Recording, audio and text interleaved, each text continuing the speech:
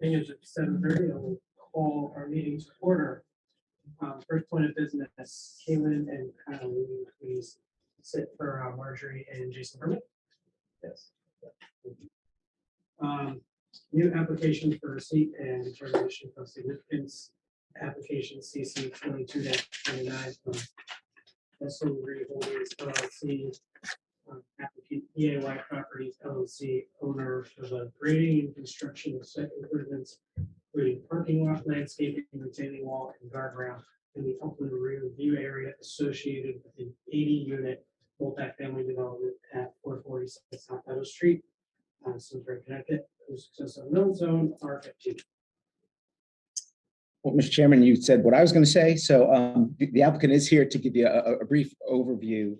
Again, tonight, this is for receipt, and we'll ask you to make a finding of significance or non-significance and set an action or public hearing date. Yeah. Thanks, George. Good evening. For the record, my name is Peter Alter. I'm a lawyer. I practice law in Glastonbury, the firm of Alter and Pearson, and we represent the applicant with respect to the application, the notice of which you just read. Also with me tonight is Seamus Moran of H&H Engineering, who is our project engineer, and he will offer a little more detail to enable you to make preliminary determination this evening as to how you wish us to proceed. As indicated on the slide, we propose to develop 446 Hot Meadow Road. That's on the easterly side of Hot Meadow. The site consists of 1.96 acres. Currently, there is a single family residence and outbuildings on the property. The plan would be to remove the existing buildings and construct a building that would offer 80 residential units on the site. As indicated, the building is set to the rear south side of the property with parking and access from Hot Meadow Road. We're about 260 or 70 feet back from the road with respect to the building. Those of you who are familiar with the site know that the Farmington Canal Heritage Trail is immediately to the east of this property. And then there's another parcel that's owned by the same owner as the parcel that we're dealing with. And then the Farmington River is adjacent to that parcel. The only wetland implicated in the proposed development is shown on the plan that you see up on the screen. That wetland boundary is the boundary established by your community wetlands map. Obviously, that is not on our property, so that we did not feel entitled to ask our wetland scientists to go on someone else's property to exactly locate the boundary of that wetland. It's associated with a brook. I believe it's called Second Brook. That is further to the north than the wetlands boundary that you see outlined on the site. So the only activities that we propose are activities within your 100-foot upland review area, consisting of the construction of 2 areas of retaining walls, parking spaces, the access drive, as well as storm water management structures that Seamus will talk about in a second. As I indicated, there are no wetlands or water courses on this 1.96 acre site, and we have no direct impacts on the wetlands nearest the property, which is to the north. As part of our application materials, we have submitted a wetland evaluation by our wetland scientist, James Sipperly, stormwater management report prepared by H&H Engineering, a geotechnical report prepared by GEI engineers, and a species and habitat evaluation done by Davison. So that we have, we think, addressed all of the requirements of your application in addition to the plans prepared by Seamus and his firm, all of which have been submitted. With that, I'll ask Seamus to go into a little more detail, just so you have an idea of how you might want to handle this application.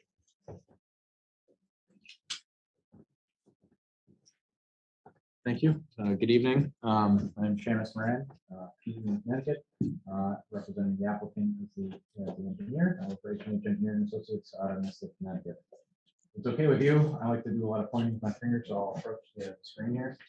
So we're looking at on this plan. Do you want me to bring up a picture of the, because I cut the building off there in order to show the wetlands boundary. This is probably even Okay, better. okay. So what you can see, this line in the exterior, to the blue line, that area, that little triangle that we're looking at, about 0.28 acres. That's the area of disturbance within the 100-foot upland review area. The whole parcel extends a little bit further to the south here. The whole parcel is about 1.96 acres.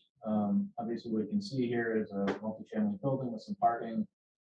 Within that 100-foot review area, as Mr. Alter pointed out, we have some parking spaces, retaining walls. And I think the most important elements to discuss today are stormwater management and soil erosion and sediment control. I'll move my easel here that I set up just in case, but what we're looking at here in this dash line here is a subsurface stormwater management system for the parking lot. That's stormwater management system A. B is an area in the back of the building here that treats and infiltrates the runoff from the building. And there's two other smaller practices. This is C, this is D, and all of the only purpose of those two is to capture runoff coming from off the site that's entering our site, so we can infiltrate it before it gets into the parking lot. Just a best management practice, just to kind of get the clean runoff from off the property into the ground. So stormwater management A is designed to infiltrate up to the 2-year storm event, designed to treat for water quality through the 100-year storm event, as well as stormwater management area B is designed to infiltrate the 100-year storm event. So our two stormwater management practices for essentially the impervious coverage that we're creating on our site is treating and reducing, treating the water quality through the 100-year storm event and reducing the peak rates of runoff. So what's getting to the wetlands is actually less runoff than what's currently existing, and it's clean through the 100-year storm event. So those are the two main points I want to make about the stormwater management system. The two discharge locations, one is here, and the other is here. This discharge location is about 62 feet, I believe, to the edge of the wetland, and that doesn't discharge anything under the 2-year storm event, and anything for the 10, 25, 50, 100-year storm event. It's a reduced rate from what's currently built in there. So once it discharges from our subsurface system, it still overflows another 60 feet down to the wetland. The outlet on this east side of the property is for the stormwater management system for the building, and that doesn't even discharge up to the 100-year storm event infiltrating. So it's really just an overflow for emergency storms. For soil erosion and sediment control, we do have some grading on the property. What we're proposing, you can't see on this sheet, is temporary sediment swales, temporary sediment traps, soil erosion and sediment control fence, and that's all on the soil erosion and sediment control plan, which I don't have here, but that's all been designed in accordance with the stormwater. I'm sorry, in accordance with the soil erosion and sediment control manual. With that, I believe I'll just touch on some numbers briefly. So our closest limits of disturbance are, as you can see, this point right here of the wetland, this corner, that's the closest point of our wetland to our development. So the nearest point is about 52 feet to the property line, which is what we're calling the limit of disturbance. If we have silt fence right along the property line, it's 63 feet to the nearest structure, which is the retaining wall. And the second brook, which is off the page, is 105 feet to the property line and 116 feet to the nearest improvement. So it's beyond 100 feet to the center line of the brook. I think that's all the numbers I need for now. If you need any more details, I'm certainly happy to get into that. But think we just kind of keep it somewhat high level for today. Question? Thank you. Yeah.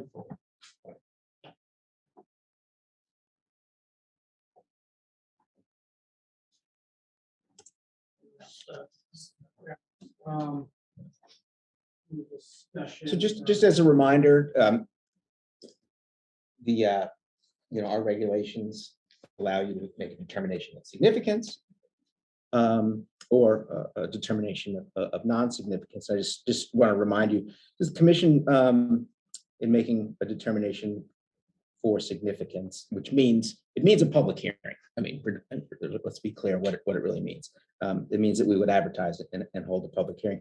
The commission would for significance. The commission determines that the proposed activity may have a significant impact on the wetlands or watercourses. You may also find that a public hearing regarding an application would simply be in the public interest. So those are kind of the two options there. And a finding of non-significant activity would mean we would place it on your next agenda for action. Discussion. I just have one question, and perhaps it's just confusion on my part, but when I went on the GIS map and I looked up several things, I noticed the property was zoned for R15. I'm a little confused how we could put a unit building on property that's zoned to R15, so I was hoping someone could help me with that. Well, let me start, and I imagine the attorney would like to jump in. So the applicant has filed a site plan application along with this application. And the application is an 830G application under the state enabling legislation, under the state law. That means that an 830G project is an affordable project. It means they have to meet certain thresholds set in state law. 30% of the units will be affordable, 15% at 60%, and 15% at 80% of median family income. It means that by providing the affordable units under that statute, the application does not have to meet local zoning requirements. So minimum lot size, minimum setbacks, minimum parking, those things are essentially waived, but they must meet local inland wetlands. So, Well, Mr. Chair, if you that could- was everything I was going to say. So I'm happy to answer any questions, but we bring this application forward to you only with respect to the wetlands activity. The site plan considerations would go to the Planning and Zoning Commission based on that application.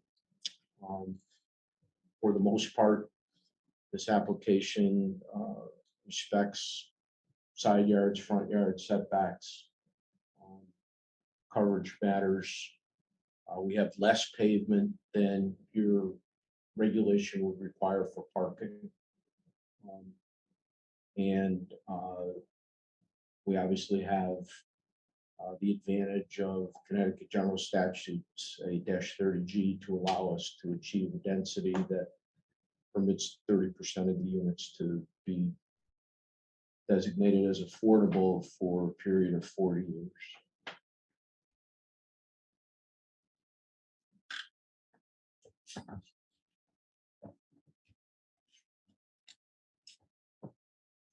Any other questions? Question?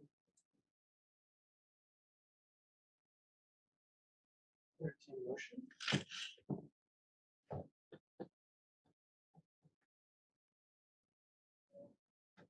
I'll give it. So I think that determination of significance.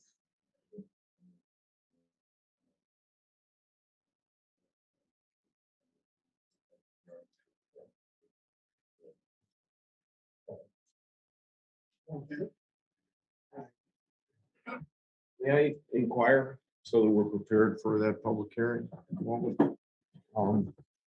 And perhaps the agency could give us some insight into matters of concern in respect to the proposal, so that we make sure that we address those at the public hearing.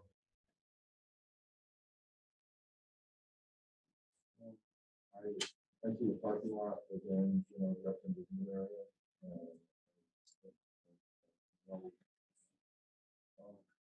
Water treatment out, but, putting 80 units in. A lot of, parking lot. Up in the new area. Environmentally sensitive area. Second block with, if I remember correctly, in the Farmington River, which of course, the wild and scenic river. A lot of concern about things like fertilizers, runoff from that. That's really what we go into a lot of detail on it or about the damage that fertilizers can do to waterway and to sensitive animal life in the area.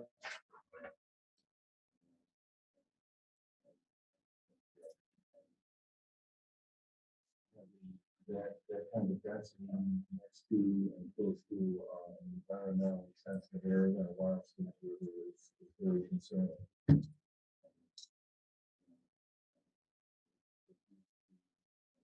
More, further addressed. I sat on zoning for was appointed to this commission.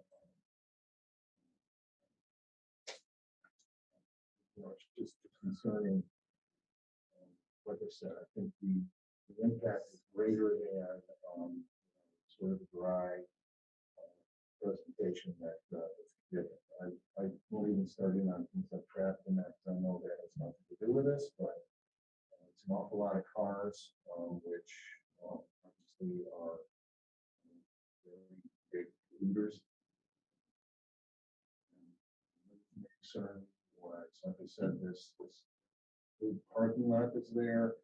When I read through the report, it was talking about things like snow removal. And I believe, if, again, I remember correctly, there was a sentence in there that the property manager, property owner should use a type of a pre-treat and all of that type of thing, but it wasn't will or shall.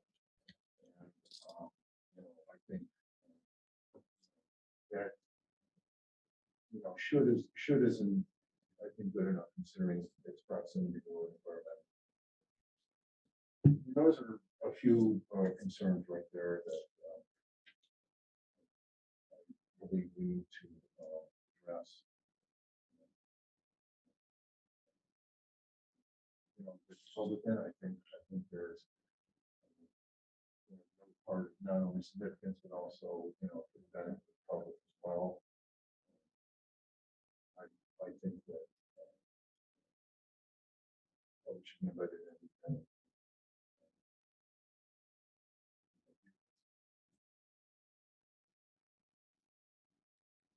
George, you know when that hearing? Mr. Chairman, looking at the calendar, I just looked back at the calendar just to double check. We would have enough time to advertise for your February 7th meeting. So, okay. I'm good with that. That works for you guys. Sure. Thank you very much. Thank you.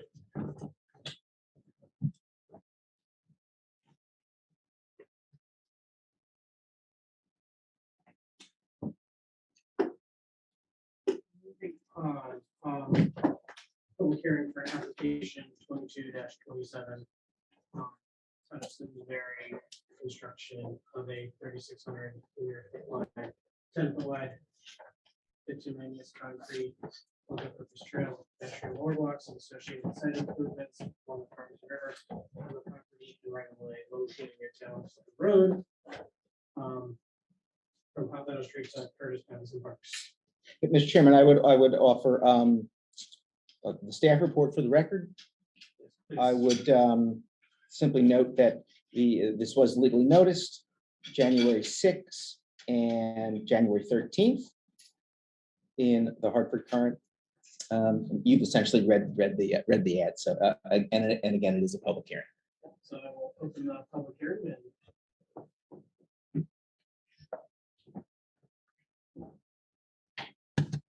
Good evening. For the record, Adam Kessler, Deputy Town Engineer for the town. Tonight, I'll just give a quick kind of overview of the project. Keep it short and not steal the thunder of our professionals from SLR who are here. This project is a section of trail that starts at Route 10 at Terrafill Road at the Farmington Canal Heritage Trail and ends 3,600 linear feet down Terrafill Road at Curtis Park. That's the limit of what you see here. Essentially, we're ending around the soccer fields generally.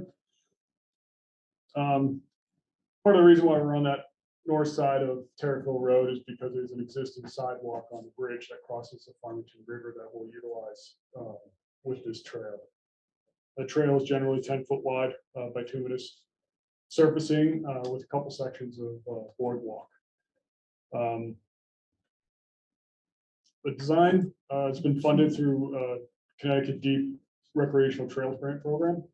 That's an 80-20 grant program from 2016. So this project has been going on for quite some time. And as you'll hear from our professionals, it's mostly because of regulatory reviews and adjustments. That design was generally, 100% completed in 2020. Our construction is tentatively scheduled for 2024. I was hoping by the time of this public hearing, we got a little bit more information on the grant fund that we sought, which is a transportation set-aside program through DOT. It's a federal program that we're anticipating receiving an award this month. And that, again, is another 80-20 split. So there's some decisions to be made financially about that as well. So 2023 will basically be us moving through that grant program with the reviews at DOT and other agencies that might be required. And that's part of the reason why we're just assuming 2024 is our schedule. It's taken us this long to get here, so it's not assumed it's going to be fast track. With further ado, I think I'll turn it over to our professionals from SLR. We'll take you through a lot of the environmental impacts permitting, as well as the boardwalk structure. So, thank you. Thanks, Adam. For the record, it's Matthew Sanford, professional wetland scientist, registered soil scientist with SLR. I'll be doing a majority of the presentation. I'm also joined tonight by Kishore Patel, structural engineer, who will be going through the boardwalk itself later on in the presentation. I will probably stand by the actual screen, probably point out certain things, but as Adam had just pointed out, the red dashed line that you see on the screen represents the trail location, post-trail location. What you also see on the screen are the resource areas that are associated with the Farmington River. We flagged, or I should say, I flagged those wetlands back in 2018. As Adam pointed out, this project was initiated in 2016. We began work in 2018 for contract, after getting through contracting, and we are still working on the project as it relates to regulatory permit at this point in time. A couple things to point out here. Obviously, the Farmington River is one of the primary resources here, but then it's got associated floodplain wetlands. What we have is two different colors shown on the screen. We have a light green color that's shown here. That represents what we call alluvial floodplain soils. Those are our well-drained floodplain soils. So sandy, gravelly, well-sorted, stratified drift materials, well-drained, non-hydro soils. And that's what, the Curtis Field area, where all the soccer fields are, or all that type of soil. So those are our alluvial floodplain soils. And you see a majority of the trail along the roadway, along Curtis Park itself, is going to be within those soils. And those are regulated by the commission. In addition to that, we have a little darker green shade represented here as well as a little further north. And you can see I have fed wetland 1 up on that one up on top. This is fed wetland 2 here. And those are forested floodplain wetlands that have hydric soil, so either poorly drained or very poorly drained soils in those locations. And the wetland limit line is represented by that dark green line that you see going in that location there. There is also right along Salmon Brook, which is one of the tributaries to the Farmington River at this particular location, has a little bit of emergent wetlands, shrub wetland in that location. We'll talk about that in a little bit. So the entire project itself is located in the FEMA 100-year floodplain. Also a portion of the trail, probably from about this black arrow down to the actual Terraville Bridge, is also located in the floodplain of the Farmington River. Next slide. So through the course of this presentation, and based on the plans that you have been given as part of this application, we divided this trail into 3 primary sections. And that's what's shown here in the 3 boxes up on top. Obviously starting out by Hot Meadow Street. The first section of trail we'll talk about is from Hot Meadow Street to the Farmington River Bridge, or to the Terraville Road Bridge. The second set will be from the other side, or the east side of Terraville Road Bridge up to about the midpoint of the trail, just within Curtis Park. And then it'll be from Curtis Park up to our terminal little roundabout that we have up in the very right corner. So that's kind of how we're going to go through this presentation. Next slide. So one of the things that we wanted to do was at the last meeting in December, Adam had taken some good notes as to what some of the comments were raised at that meeting. We're going to be addressing those comments throughout the presentation, but just to kind of review, what were the boardwalk materials, how were they selected, and what's the impacts of the boardwalk itself in terms of how it's constructed within the funds. Invasive species management, what's out there today, what's the long-term management strategy once the trail is in. Is the project going to be using native seed mixes, and is it promoting pollinator pathways? So we'll talk about that. And the last one that was brought up was flooding impacts on trails. What's the longevity? What's the impact associated with a trail being along a river in a floodplain? And what our experience has been with the hundreds of miles that SLR has designed throughout Connecticut, similar trails to this one here. And lastly, I added this one because I thought it was important. Was okay, so what permits have been granted, both federal and state, ready for this project, and or what is pending besides this local permit? So the project is received based on the funding source, state money from Connecticut DEP. Anytime you do work within a floodway or floodplain, you automatically trigger the need for a flood management certificate. So that has been granted by the DEP. The flood management certificate was granted in 2021. Also, with this project, is we had impacts to federal wetlands and an area below ordinary high water mark, and we'll talk about that a little later on. It triggered the need for a Army Corps permit, which is the bottom line here, pre-construction notification permit. So they've got 3 categories that the Corps reviews projects. They look at as self-verification, a PCN, a pre-construction notification, or individual permit. We triggered a PCN, so we triggered kind of what they call Cat 2 category. This is still pending. All signs that everything is fine, green light. The problem is they are still trying to catch up from COVID with processing permit applications. So the last discussion we had with the Corps was back in July of last year, and we're still waiting for that final just sign off on that permit.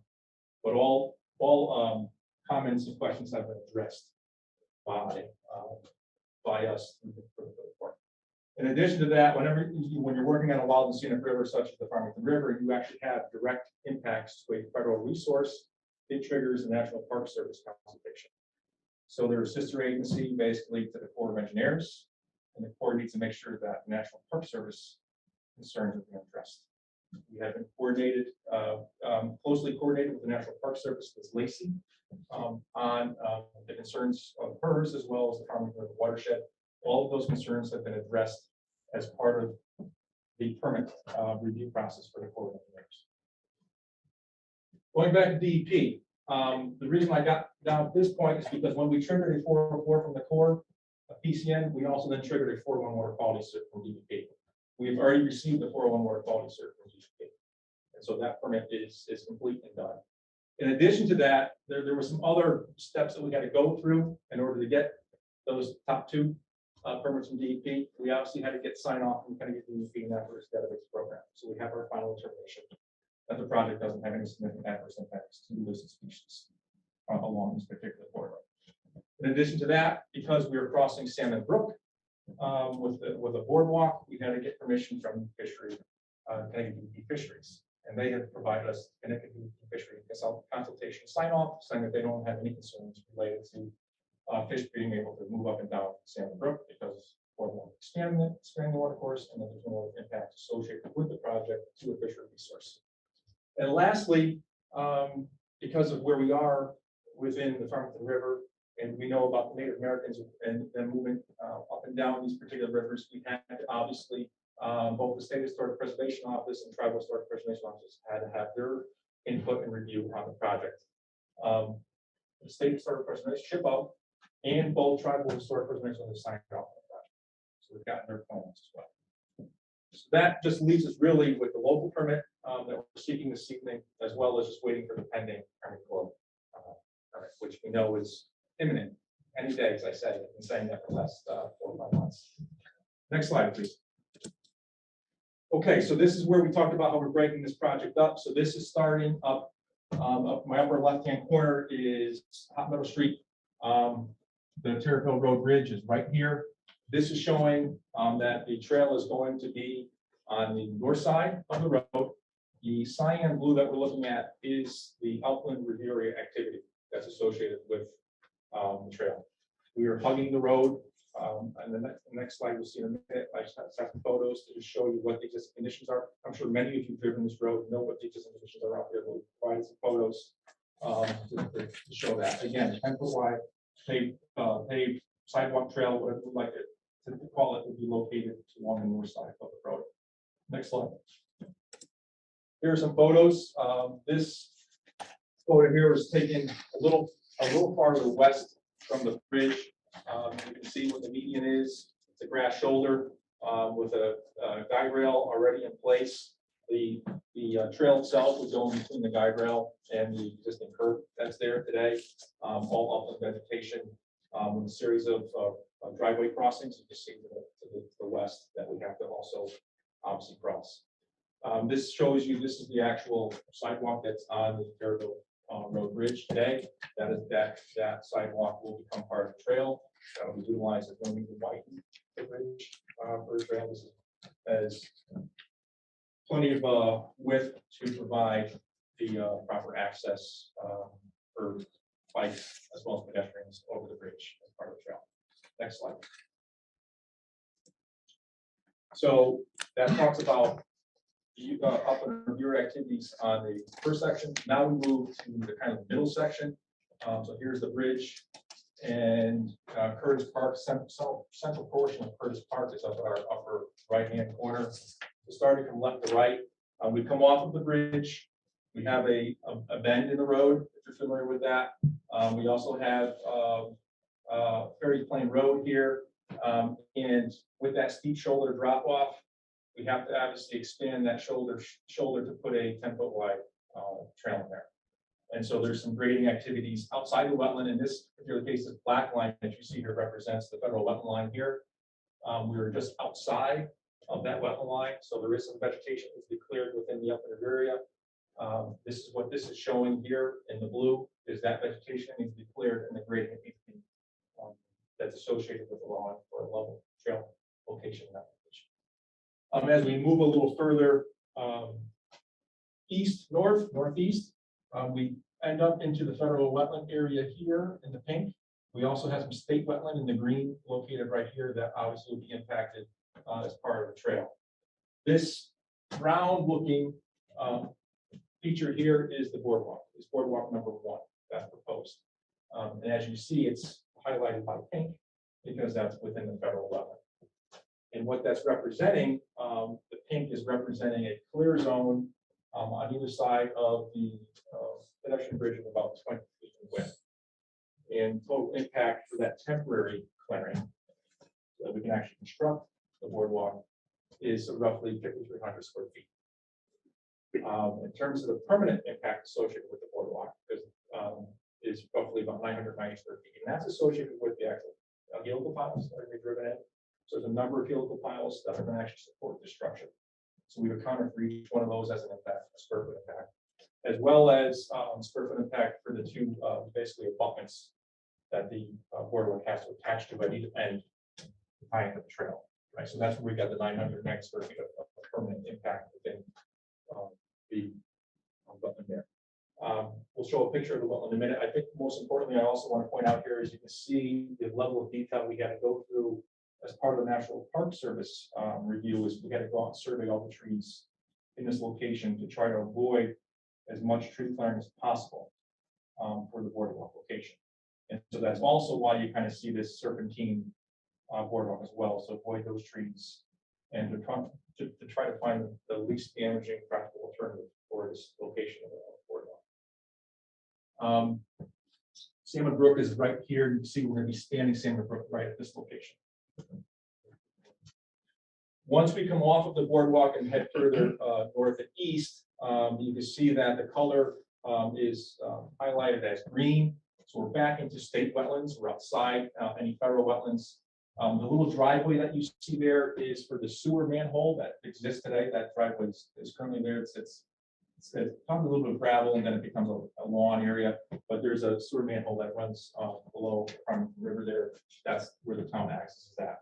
The pink that you see there is right now an informal river access that's out there today. I have some photos of it. I'll show you in a minute. People have been fishing. People have been gaining access to that section of the river, and it's an eroding slope. And one of the things when we were on our site walk with the National Park Service and the Corps of Engineers was that why don't we formalize this using natural boulders? And we'll talk about that in a minute. So that's why you see it as a pink impact, because it's obviously impacting federal wetland, as well as there's some activity below ordinary high water mark, so we can set our base stone in the river, so we can have a nice step down into the river, and that equates to about 10 square feet of impact below ordinary high water mark. And then we'll see a photo. I think next slide. Let's see some photos. So Salmon Brook, proposed boardwalk location number 1. This is what Salmon Brook looks like as it comes out of the culvert under Terrifill Road.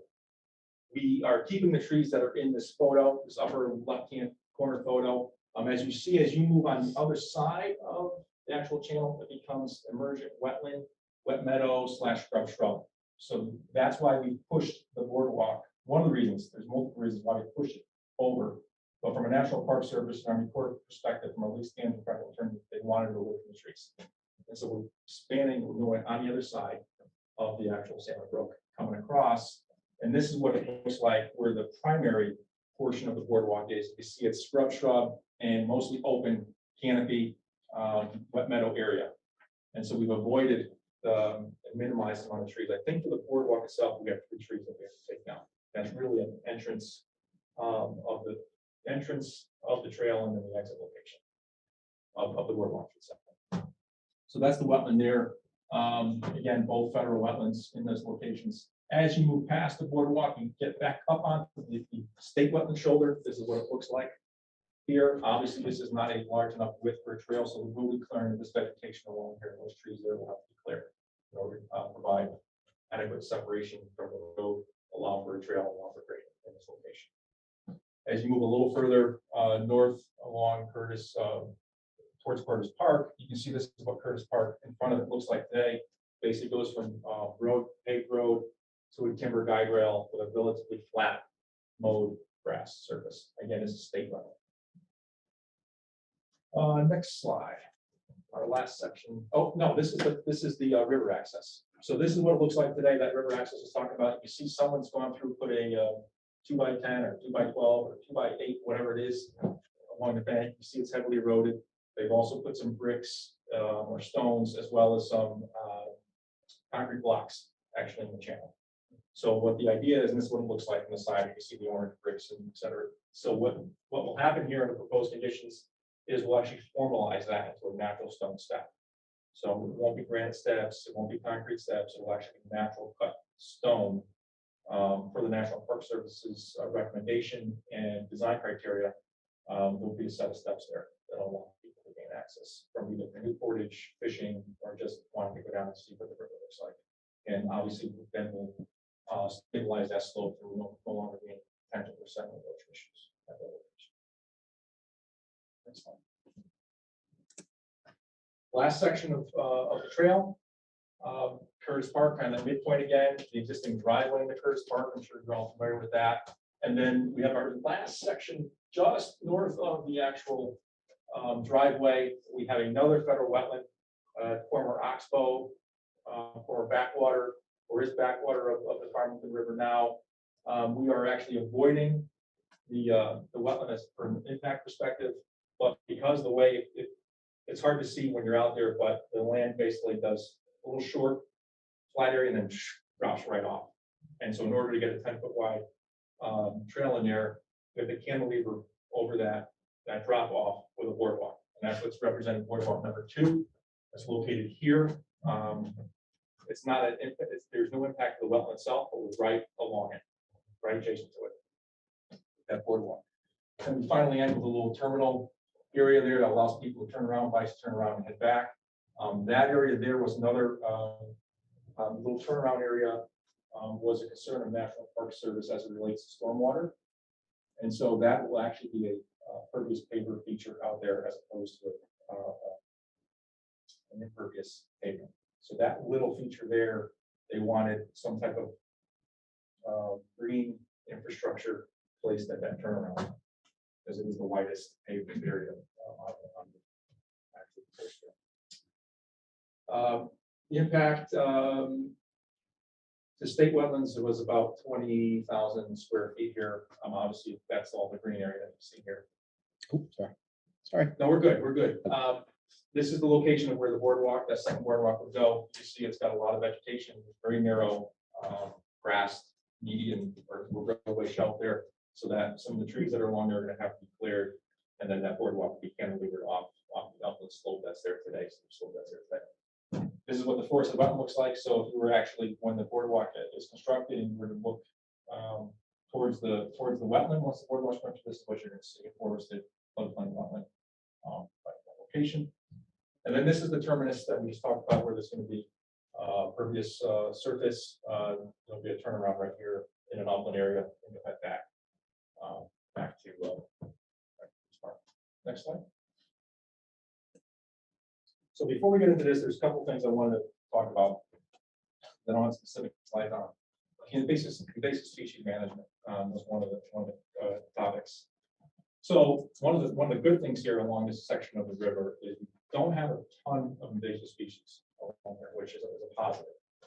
Primarily, what we observed out there was Asiatic bittersweet vines growing on the trees themselves, but we don't have Japanese knotweed. We don't have a lot. I don't believe, if I remember correctly, we have a wormwood out here, Artemisia. So which is a benefit when you kind of start a project and you're dealing with not a lot of invasives, then you don't have propensity for a lot of invasives to take hold because you've got native material you're dealing with. And so the strategy here is to minimize the amount of ground disturbance that we have. We're pretty narrow, we're on a 10-foot wide trail, and our clearing beyond that, grading beyond that, is very narrow as well. In the wetlands, in particular the federal wetlands, both at the I guess informal right now river access, as well as the boardwalk number 1 location, is we're not looking to disturb the vegetation, meaning we're not looking to grade or clear in there other than for the heliophiles, right? They're going to be driven down with the machine, and the holes only about that big in diameter. In order to gain access to that location, we're going to be looking at timber matting. And so timber matting is a least intrusive way of actually accessing a wetland because it sits on top of the existing vegetation that's there. It crushes the vegetation temporarily, while the construction goes on. But once you pull those timber mats back up, that existing vegetation that's there resprouts, and an existing seed source that's in there also just regerminates. So that's really important for invasive species management. If you're going to go in there, clear all the vegetation first and make an access road and all that, that then makes propensity for potential opportunities for invasives to come in, right? But we're going to use timber matting to minimize that potential. Okay, so that's the invasive species management plan for now. Again, if we have other issues out there, then there would be a herbicide potential herbicide use, or there'd be other management strategies, mechanical, et cetera, but we don't have those type of species, luckily, along this section of the Farmington River. So that's a plus. In terms of the pollinator pathways, so this was another I don't want to say issue, but a comment that was raised also by the National Park Service. How are we promoting that? We want to promote that, especially for the monarch butterfly, et cetera. We know it's in decline. It's going to be eventually listed. It's a Canada species right now for being listed as a threatened endangered species. So, so one of the things that we did was obviously any of the seed mixes that are proposed on this are native seed mixes, and we have 2 specific ones that are on your plans. In the wet areas, if we need the seed mix and hope with the timber matting is that we don't. However, if there's any disturbance in there, we're using New England wet mix. New England wet mix has a couple of really good pollinator plants, Joe Pyeweed and boneset, which butterflies, not only the monarch, but the other butterflies are attracted to, and those are part of the sequence. Besides a whole host of other wetland plants that are indicative of these areas. And then in the upland areas, we're using the New England wildlife conservation mix. And in that mix, you've got a whole variety of pollinator plants. There's native black-eyed Susan, the native sneezeweed, there's the native coneflower, just to name a few. But they're out. It's on your plans, as we'll see next to be specified out there. So we are promoting that pollinator pathway along the trail. And those seed mixes will also be used actually in front of Curtis Park. So you're not going to have that green lawn look in front of it. It's going to look like a meadow between that timber guide rail and roadway. So it's going to take that look away of a maintained lawn in that section of the park, as well as along the corridor. Obviously, on the other side of the timber guide rail, that'll still keep things as long as part of the park. But it starts to bring in that wild scenic, more naturalized looking area. In addition to that, because we are taking some trees down, I mentioned I think it was 3 trees down for the boardwalk. We also have other trees that are being taken down along the road shoulder that are in the state wetlands. And so National Park Service again wanted to then have supplemental trees be placed at select locations. So on the plans, you'll notice that there is a call out in a table that shows 3 species of trees to be planted: American sycamore, I believe, silver maple, as well as black tulip. Those will all be 1.5-inch caliber, which basically is ball and burlap, 8-foot-high trees. Those are not, the locations of those trees are not shown on your plans yet, because the National Park Service wants to be out there to actually place those trees at select locations. So we haven't come to a consensus as to the exact location of where those will be, but they are part of the project documents, contract documents that they'll have to install per their supervision. So those will be done at the end as well. The other thing, in terms of the flooding and the impacts that we see with trails along significant waterways. So we have installed, as I said, hundreds of miles of trails in the state of Connecticut, whether it's a rail and trails program, trails rec program. A lot of our trails end up traversing in floodplains, in floodways, and/or immediately adjacent to rivers. One of the benefits of being in these larger rivers is that, and I mentioned this earlier, the alluvial floodplain soils that you have. In those alluvial floodplain soils are stratified with wells, sorted sands and gravels. So freeze thaw is not a big deal in those type of soils, and you can turn to a glacial full soil that's got tight silt, clay, and sand in it, which when it expands and contracts, makes significant issues for anything that's paved. In these kind of cases, especially along these larger floodplains, we don't find any issues with cracked pavement because of freezing thaw. From a flooding perspective, obviously you're both in a floodplain. We do find that these trails obviously get submerged from time to time. And really the only maintenance that becomes an issue is that you have to clear debris and sediment and make a deposit in some of the low-lying areas along the trail. And again, I think a great example of it, if you haven't been to Wallingford, Quinnipiac River Trail is one of the trails that we've been involved with, all 3 phases of it. That is a comparable, I wouldn't say in size of a river channel, but floodplain is broad, very broad there because it's urbanized watershed as compared to Farmington River. So that gets water very quickly, much flashier. And those trails have been flooded on multiple stages, multiple locations, multiple times. And we have not seen any significant damage to the trails. We've also done along the Connecticut River up in South Windsor. Same thing, very sandy soils like we have here. Notice we're not putting a bituminous trail in a hydric soil area, right? We're going to a boardwalk. And the reason if you were to put this trail into a hydric soil, well, then you are going to have freeze thaw in that because you have such high groundwater table there. And so we switch from bituminous surface to a boardwalk system that again allows us to have a trail that's being maintained. And the boardwalk itself will be flooded as well. And we find that the boardwalks that we've constructed in floodways and floodplains have made out just fine. Obviously, there's opportunities for debris to catch along the boardwalk that just gets removed. You'll also notice that most of the boardwalk is actually parallel to the flow of the river. And you can see that we only have these little bump outs here that would be a little more perpendicular per se on these two corners, but for flow direction, the actual boardwalk is parallel to the flow there. What would be the flood stage in this location? And remember, Farmington River's got a very large floodplain. So so most of the concentrated flow, higher velocity, we're going to be towards the actual channel itself. Once you start to get out in these broad floodplains, the velocity decreases and it's more just a backwater, standing water issue that you get in these floodplains. That's what would occur in this particular location as well. The channel's considerable away from where this boardwalk is. And with that, I'm going to stop talking. I'm going to turn it over to Kishore to go through the boardwalk materials and how we select them and those impacts. Thank you, Matt. For the record, my name is Kishore Patel, structural engineer, PE, Connecticut. So Matt mostly described most of the projects, so I'll go through it quickly for the materials and everything. The boardwalk is approximately 270 linear feet over here. It's 10 foot wide.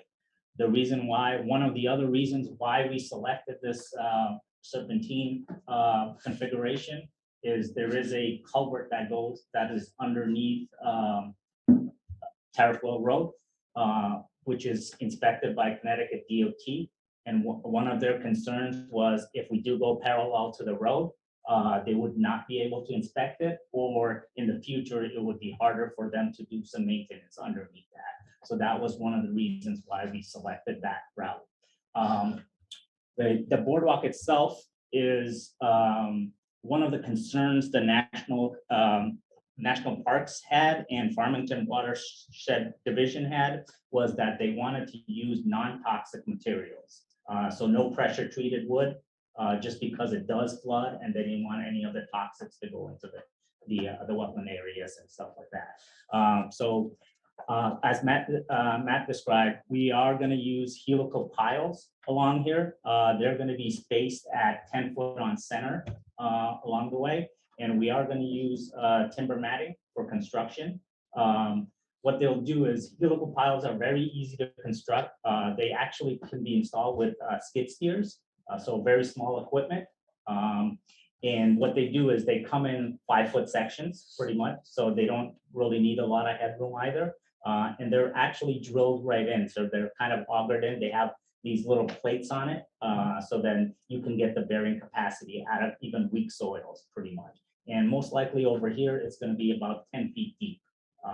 And they could probably drill these. We're probably going to need about 60 at this location. So because there are 10 feet on center, but at Salmon Brook over there where we're crossing, we're at a 20-foot section just because we wanted to span that whole section.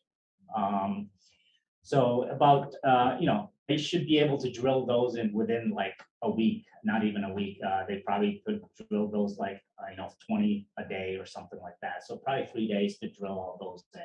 And once that they're drilled in, they'll come to the superstructure pretty much, where we're going to use actually aluminum joists and beams instead of pressure treated wood or anything like that. So when it does get submerged, none of it gets. Also, the helical piles will be steel and they'll be hot dip galvanized. All right, so they shouldn't have an issue with water or rusting or anything like that. The boardwalk itself will be constructed with either it should be a composite material, so either AZEK or IK, which is a Excellent. So you can see it over here. So that's basically the decking will be composite. It could be either an AZEC or a IPA, which is a Brazilian wood. And it's very sturdy and strong. Most of the prefabricated bridges that we for trails that we use, they all use IPA, and we've used quite a bit in Wallingford, the trail Matt was discussing. And we've installed the first bridge in the first phase about 20 years ago. But if you go take a look at that wood right now, it still looks brand new. There's no knots in it. There's no cracks in it or anything like that. We'll do the same thing with the post. Will either be cedar post or we'll use Brazilian Brazilian wood on it. The in-between panels will be a leggy fence, and it will be powder coated. So that will be a non-toxic material as well. This is an example of Rockwell Park. in Rockwell, Bristol. yep. This is a boardwalk that runs through a created wetland. That was a former swimming lagoon. Through the park. This is the boardwalk that runs. Something very similar.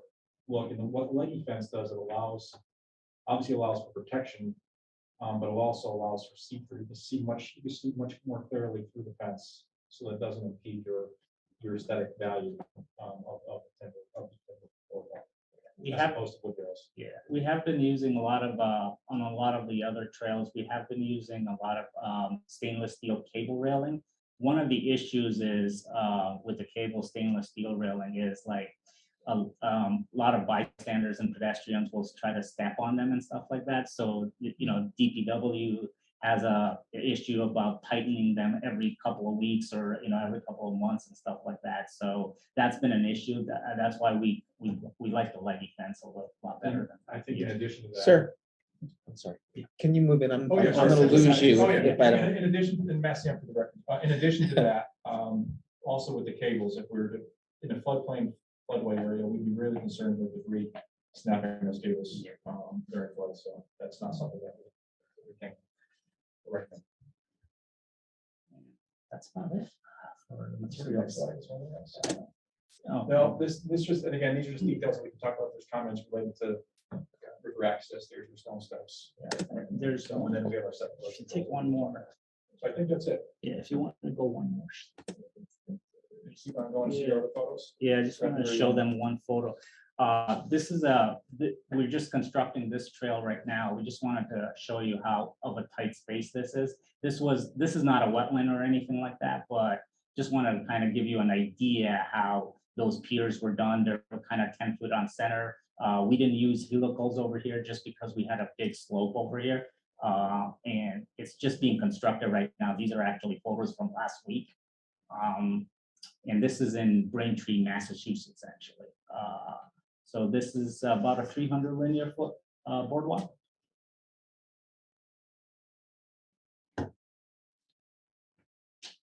Thank you. Thank you.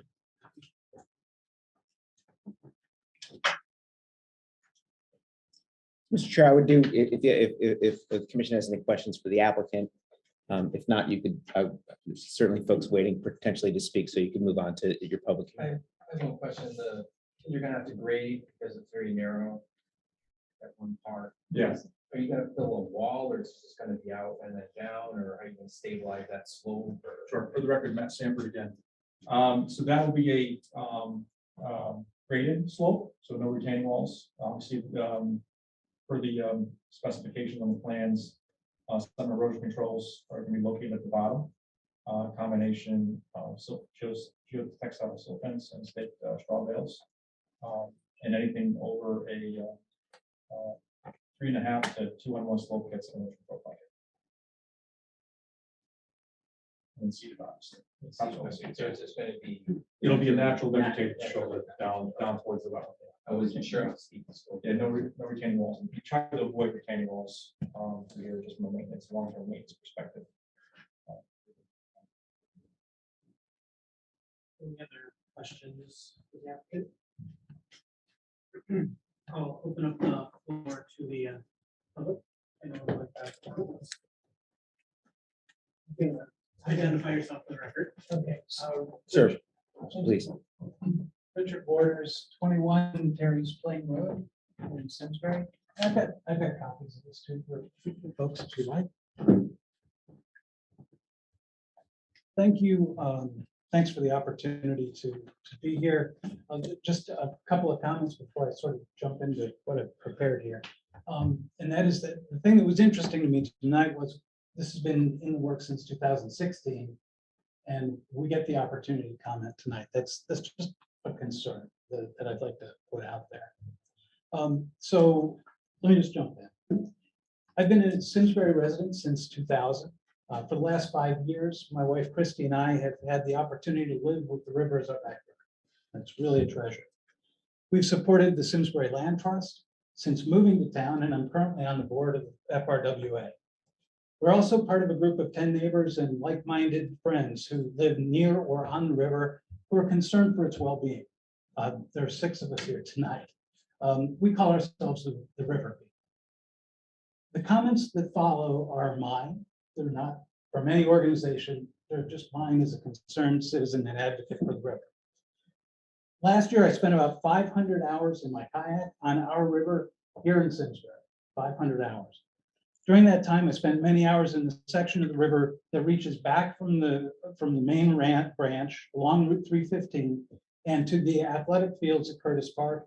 I'll refer to that as the Oxbow, just so that we've got a reference there.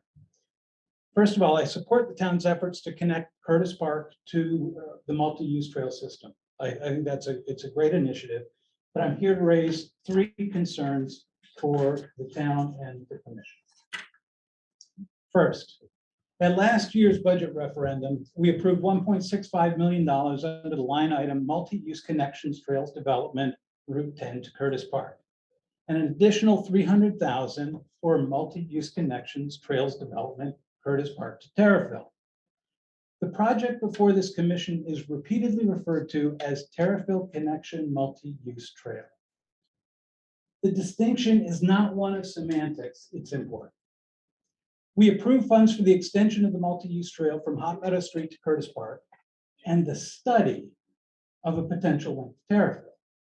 The importance and sensitivity of the natural resources in and around the Oxbow makes unacceptable any assumption that any extension beyond Curtis Park is a foregone conclusion.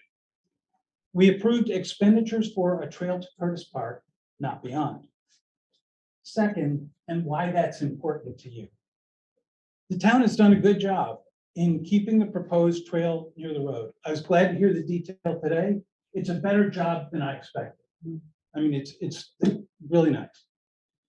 They provided for a boardwalk diversion where necessary to cross Salmon Brook, but otherwise remain near Route 315 until the vehicle entrance to the athletic fields. The trail then turns, as we saw, from the road, quote, to allow for continued functioning of the wetland and encourage wildlife viewing and recreational enjoyment of the wetlands by the public, end quote. Under normal conditions, the proposed boardwalk 2 in the plan, will not have a view of our wild and scenic Farmington River.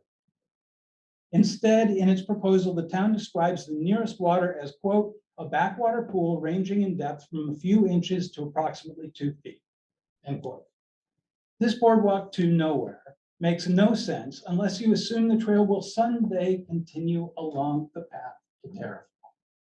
It makes no sense as a standalone project, but the additional traffic to a terminus in the wetlands brings with it the risk of unnecessarily disturbing sensitive habitat. Worse, when people can't see what they came to see, they tend to create their own path to where they can. By kayak, I've seen eagles, hawks, ducks, geese, turtles, and frogs in that backwater pool. And my eyes are peeled for just a fraction of what's out there. Others look deeper. Last March, herpetologist Dennis Quinn presented the findings of research he conducted for the Lower Farmington River and Salmon Brook Wild and Scenic Committee. His work focused on 3 critical wetland areas in Simsbury along the river downstream of the Route 315 bridge, including the wetlands abutting the soccer fields at the end of the Oxbow. Through his survey, he identified 15 different species of reptiles and amphibians. He spoke specifically to the vibrancy of Curtis Park's wetlands. Based on my observations, the Oxbow is one of the two most biologically active areas on the river in Simsbury, maybe along the entire river. The area is a tremendous breeding ground for frogs and turtles, and on any warm summer day, hundreds of turtles appear. I've seen as many as 60 on a log. In addition to everything else, the Oxbow is home to Bryozoa, an aquatic invertebrate filter feeder from the Paleozoic era. The Oxbow is alive. And it's particularly sensitive because, except during periods of high water, it is only open to the rest of the river at one end. As a result, unlike the sections of flowing river, it doesn't recharge easily. Anything that enters the Oxbow stays in the Oxbow, at least for a while. Trash, chemicals, or the additional runoff from any new hard surfaces all have the potential to affect everything in the water and everything up the food chain. These are the resources this commission is charged to protect. I urge the town to terminate the trail at the vehicle entrance to the athletic fields. That would fulfill the charter we approved, the extension to Curtis Park, without exposing very sensitive natural resources to added and unnecessary risk. If the town opts to proceed, then I urge this commission to reject that element of the plan. Third and last, the town's proposal calls for the formalization of an existing and informal pedestrian access point on the river to provide improved recreation for the public. This issue is small compared to the boardwalk to nowhere, but it's worth noting. The riverbank is eroded next to an access site that I now know is a sewer manhole. I thought it was a wellhead. From what I've seen, people drive to the site and swim. They park in that area. Usually, they're there with their dogs. Improving the site will attract more swimmers and more cars, and they can be expected to drive across the newly paved multi-use trail into a cramped space with room for no more than 2 cars, where bad behavior has already prompted a no dumping sign. Please focus on existing access points before sanctioning another attractive nuisance on the river. The Curtis Park boat launch is just a few hundred yards downstream from those proposed steps. It gets heavy use. It serves as a destination launch location for local and out-of-town canoers and kayakers alike, and remains unimproved. Let's put Simsbury's best face forward. Please reconsider.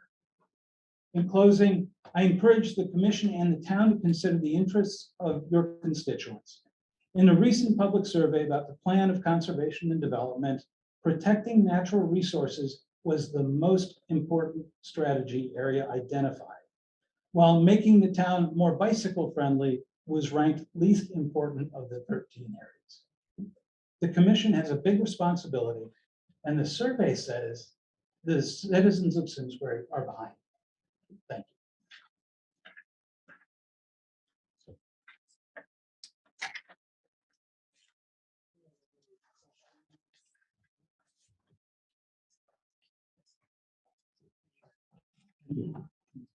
Anyone else? Anyone else like to speak? I do have a question for the. Oh, you can ask me. If it's. The canoeing, the kayaking, where the boats I are need you launched. to identify Oh, yourself. I'm sorry. I'm sorry. I'm Donna Scala. The kayak and canoe launch site that you're referring to is different from the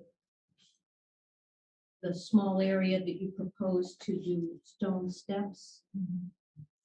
Okay. The canoe and kayak area is really busy and it's very eroded, et cetera, et cetera. I really need to look at public use there.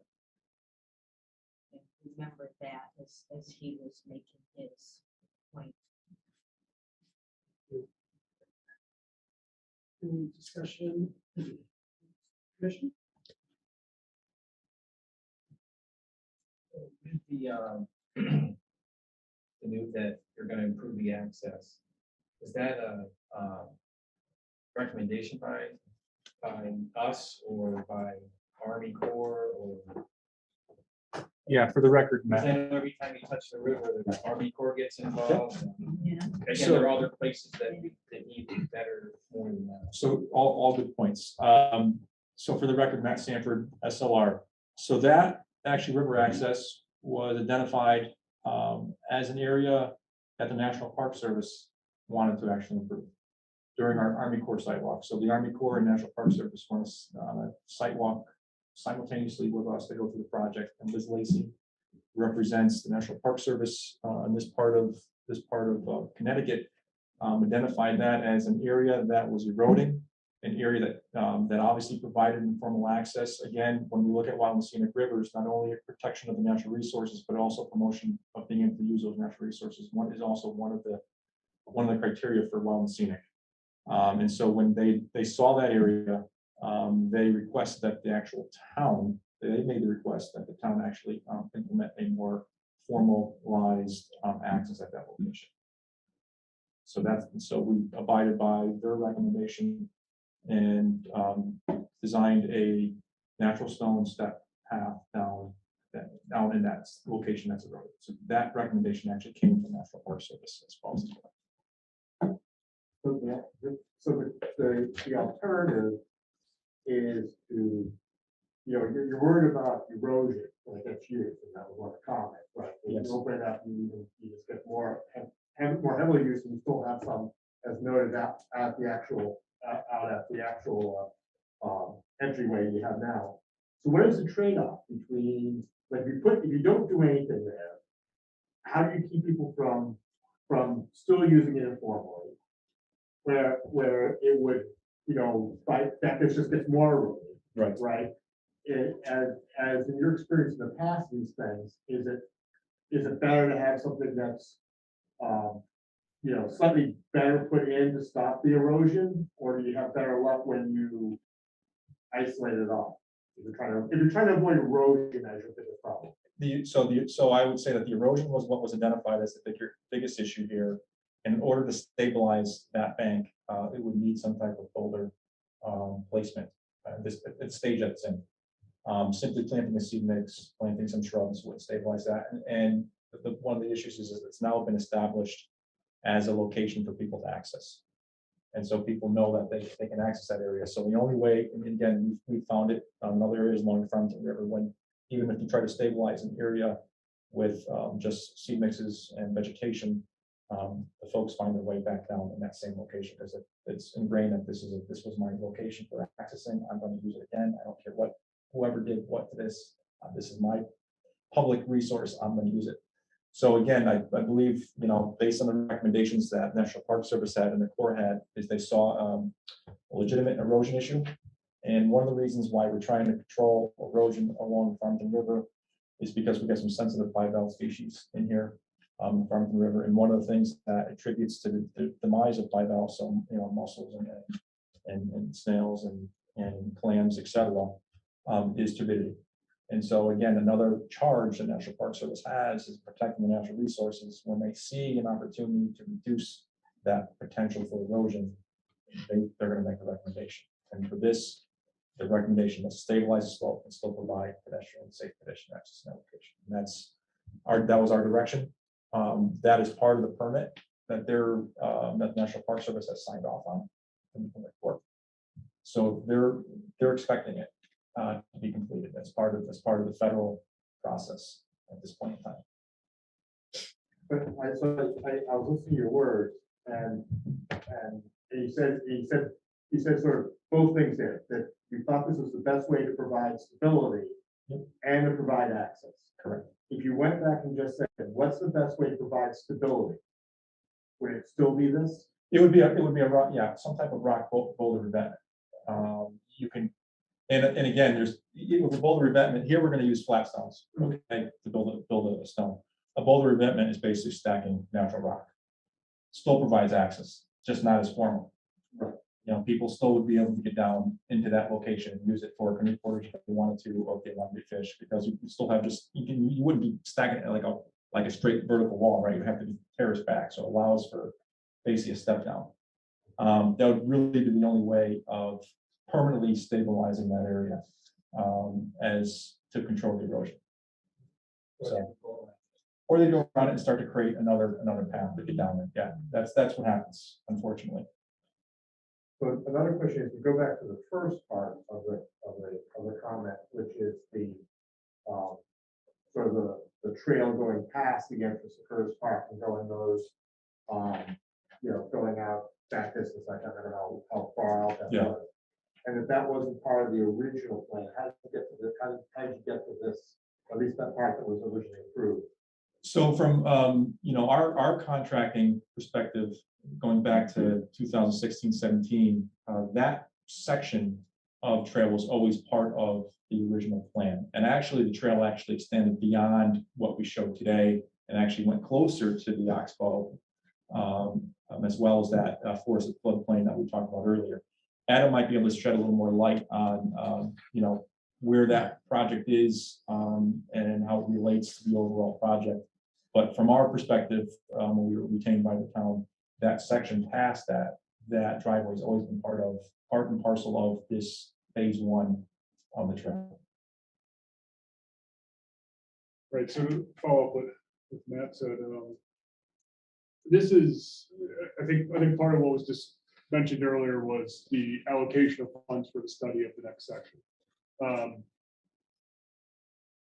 The Terrifield connection is a project that's been going on since, it might be as early as 2012, maybe around 2014 is when the master plan occurred, to basically make that connection from our main trail to Terrifield and then into Bloomfield.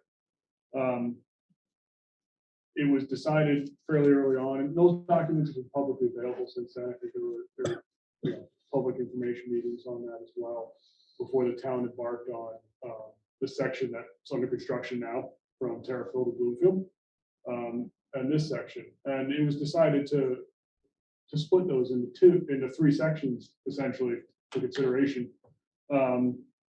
Because one, this is an important connection to a park from the main trail. Two, Terrifield into Bloomfield, and then subsequent trails, hopefully into Hartford, was an important connection from Terrifield. And we always knew that connecting Curtis to Terrifield was going to be a complicated piece that deserved basically its own study. So I believe that's why this last budget cycle had an allocation for the study of that section.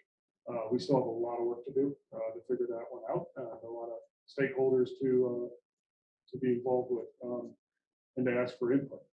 We've been walking that section with national parks as well as Farmington River Watershed Authority.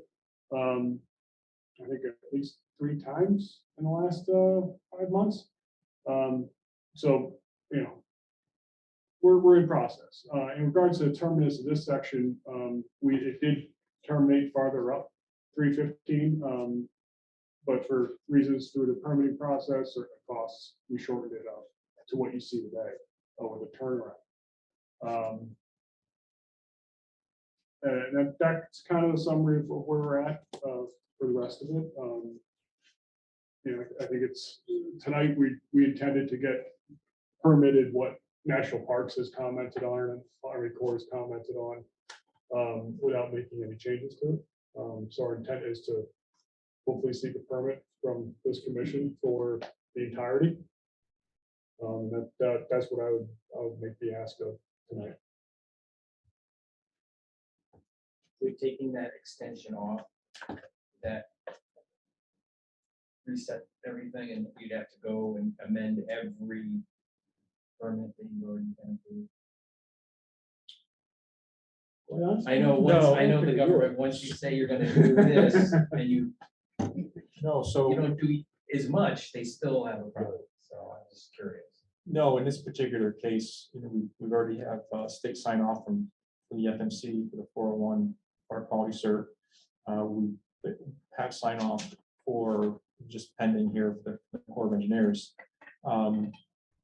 So their anticipation is that will be constructed. However, obviously, if it's not approved by the local commission, then it can't be constructed in that section. And then, if it gets, that section gets it's not approved and the town then desires to have that section constructed, they'd have to come back before you for another application to ask for that to be constructed. So that the Corps is not gonna ask for a change right now, and the DEP is not gonna ask for a change because they've already, they permitted, they didn't find reason not to have it constructed in their guys. But that's you have your regulations on how you want to process the project. And so you have the right to not allow that section of boardwalk in our trail to be constructed under your permit. One of the issues with that extra piece was the fact that it goes so close to the oxbow, right? So it's not, so there's. Do you have the segment? If we can zoom in a little bit on this here. Up on top there on that aerial. I don't know if we were able to zoom in PowerPoint, so. So you can see where the dark, what I call the dark color, you can see it's more black up on top, and you see it comes in where the actual pointer says fed wet 1 right there.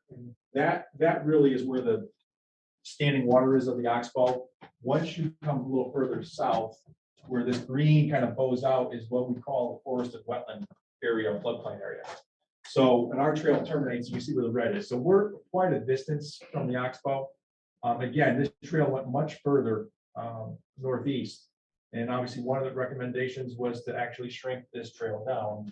And that's what the town did as part of this. Also, as I talked about earlier, is that little turnaround is not going to be, it's going to be a pervious pavement. That was one of the recommendations from the national parks. I know there was a comment raised about putting all this impervious area near the oxbow. One of the reasons why, and I believe probably has to do with Dennis Quinn's studies that have been done out there. It's probably what Liz Lacey, one of the recommendations she had placed on this was to take that larger impervious area that was shown originally on the plans and get rid of the impervious area. So get the water back down into the underlying stratified drift, sand and gravels, allow that water to cool and slowly move underground towards the oxbow.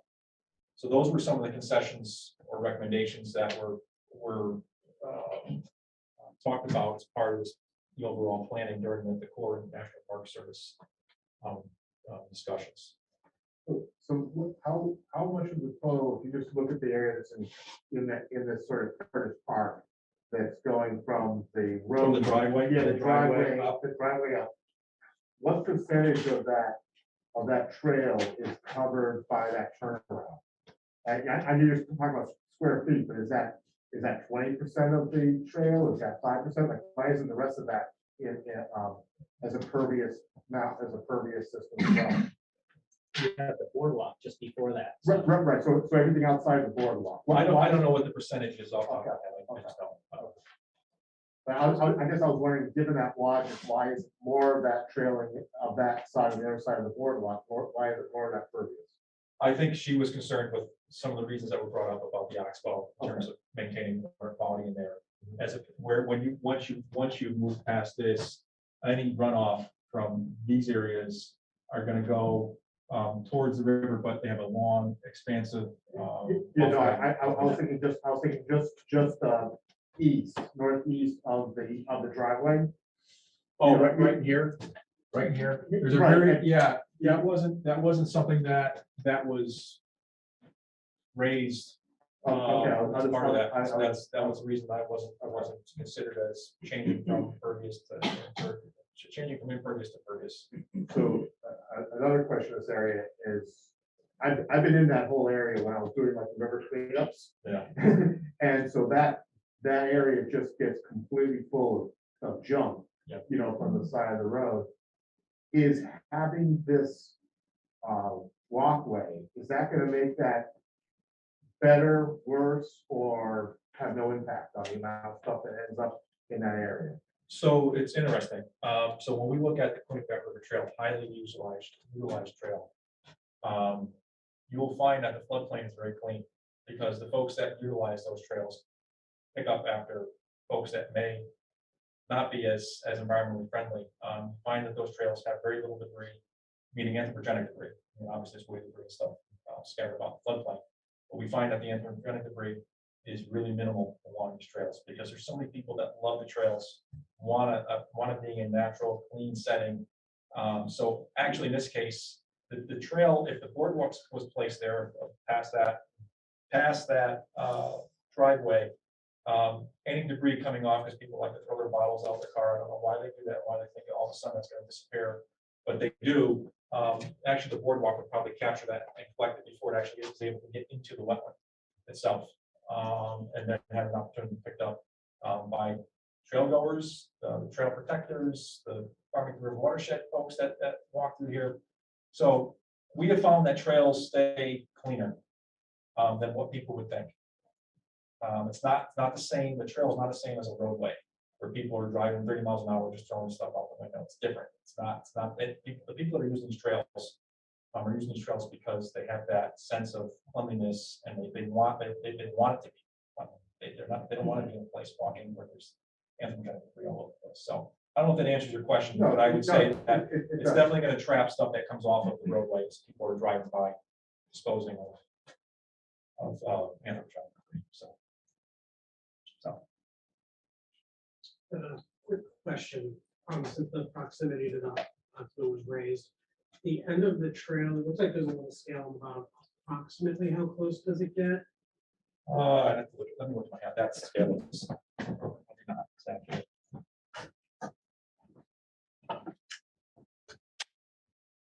I'm just curious in reference to the soccer field down there, which is also in proximity. Distance on that. So on the plans you have, there's a water line, edge of what, not this plan I'm talking about, but the plans that were part of the project, there's an edge of water line on there. So let me just see, and this is the plans I'm referring to right now. Make this.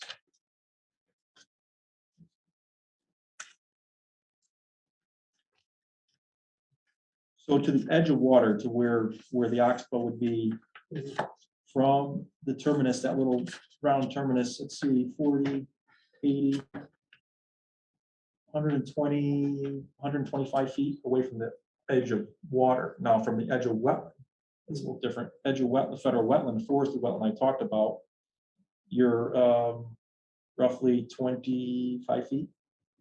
And could you give me rough estimates on the soccer field down there as well? The soccer field, I don't have the soccer field on this plan. Let's see if I got something else there.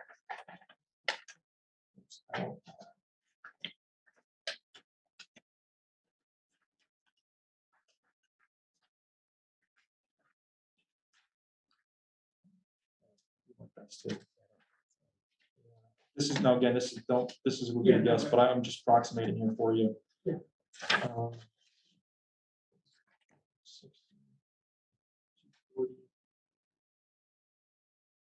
Probably 280 feet, 300 feet away from the terminus would be that edge of soccer field.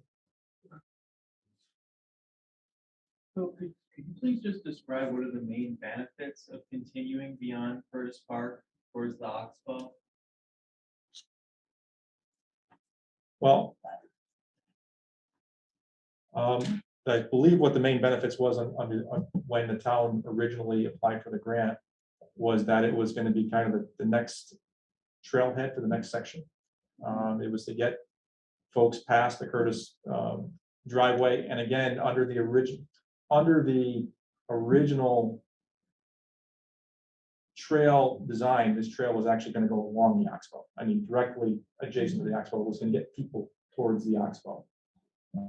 As you know, through the negotiations with national parks, as well as the courts, it's been obviously reduced from what it originally was anticipated to be. Right now, and I can let Adam talk on behalf of the town. Right now, it's kind of the gateway to the next phase. That moves forward at some point in time. Yeah, I was mostly wondering, like, if your summary, your point two was accurate. It sounds like it kind of is, right? It's building towards continuing the path on more so than an end in and of itself. Yeah, because original intent of that trail was going to be along the Oxbow, so that we get people to the actual open water sections to view. And as you know, it's a sensitive area, so that was the reason that it was actually pulled back. from going as opposed. Right. To be clear, we're not moving that now, right? This ends. Right, right, right. So, I It mean, ends. Yes, That's yes, not what we're dealing with. correct. I mean, because that's future, right? And what we're dealing with here is it ends where it ends. It has that round terminus of permeable material. The trail is what it is. We have the two bridge thing, I'm sorry. Boardwalks, thank you, I'm sorry. I couldn't think of it. And that's what we're looking at now. Correct. So it has, we're not talking, we don't have anything in front of us yet about going to the Oxbow or anything like that. Okay, so I just wanted to make sure that I understand what I'm looking at, so that, you know, it's not a decision to make. I mean, if the town decides to move on, then we'll be revisiting that, right? That'll come before us. We'll get the same type of thing, you know, with all the materials, the land. Yes. And all of that. So I just want to make sure we, you know, we covered a lot of ground here. So I just want to make sure I understand exactly what we're looking at. Thank you for that clarification. But I think what I've been hearing, is what I'm clear on, is that originally you're gonna go further out. You've been having discussions about getting across the Oxbow, getting close to it, which is why I got pulled back. If you're still thinking that that might be an issue, it's taking a long time to get here, why build this last little bit of a piece until you have that next part approved? It's gonna go all the way across, you have to solve all those problems. And I thought that that was one of the points that was being made, is that if you don't have a pathway to that now, why build this part now? Right, I think what I would offer is if this commission feels that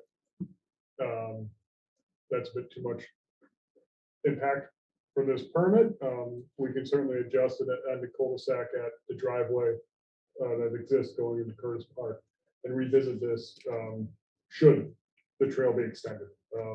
Again, we don't know when or how that will happen. So, you know, we'll adjust to what the commission would like us to do. And I think my first point was just to permit what's been in front of the other agencies. You know, engineers like to be efficient. But again, you know, we'll make adjustments. And not for nothing, the boardwalk is not cheap. So if it shortens it up, and we have a little bit more. It's, I think one of my concerns is I definitely like the concept of trying to connect the areas. But it sounds like that particular extension is a complicated one. And this one's has already taken us a bunch of time. And so the only reason, I mean, not the only reason, but I would think that if adding, if you can make the case that adding this little extension helps the quality of the area around that you're going to, because it's going to provide better, you know, less debris into that area, which there's a ton in there all the time, then you might make that case. But if we aren't sure about it, you know, it seems to me that less construction, less money is probably the, you know, a smarter route to go. And I'm just wondering what you guys think about it. You guys have been all over this thing the whole time. I mean, I remember pulling the stuff out there. It was a tremendous amount of junk all through that area to try to protect. Right. You know, from my point of view, and this is solely my point of view, is I am a proponent for getting people near the resources we're trying to protect. Because if you don't, people forget about them and they don't stand up for them.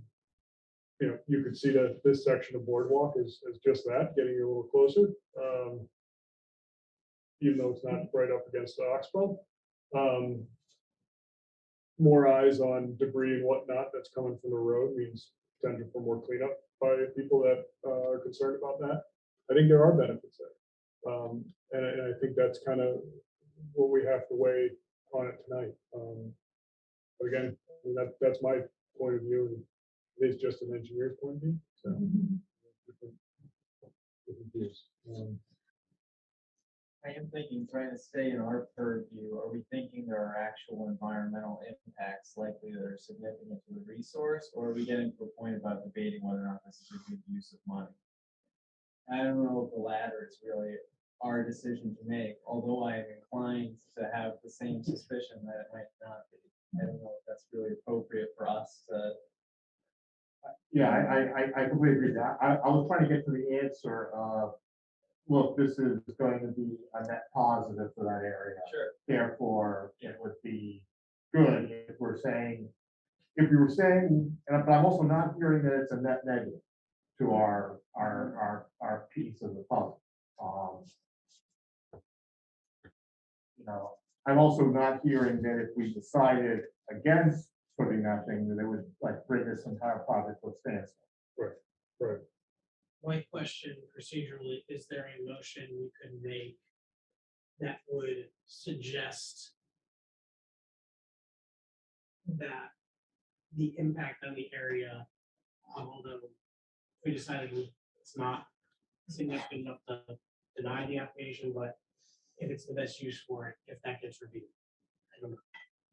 There's another review point for, is this the best use of town's resources to continue past the driveway purpose?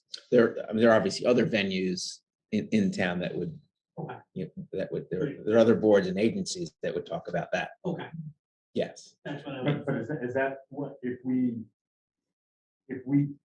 no matter what we do today, are those other groups looking at this? Or if once we basically deal with the motion of the day, is this ready to go and gonna be? I think you've got, We have a zoning approval for, work within the floodplain to Okay, still accomplish. It's rare that we go through all these other agencies before coming here, but those other agencies. the question might be more from a funding perspective, right? Is that, From a funding perspective, we're still it would be part of the budget process right now. Our application and our grant application includes that section of boardwalk. As I noted earlier, 80% of the project we paid for through the grant. So it's not necessarily a huge burden in the grand scheme of things on town funds if this was cut out, but it is a consideration to be made.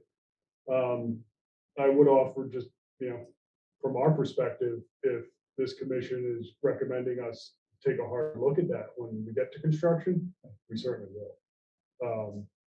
Regardless of what the permit says, if we're allowed to build that, and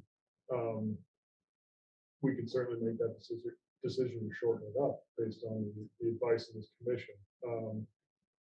This is one of those sections where I look at it as if funding was tight.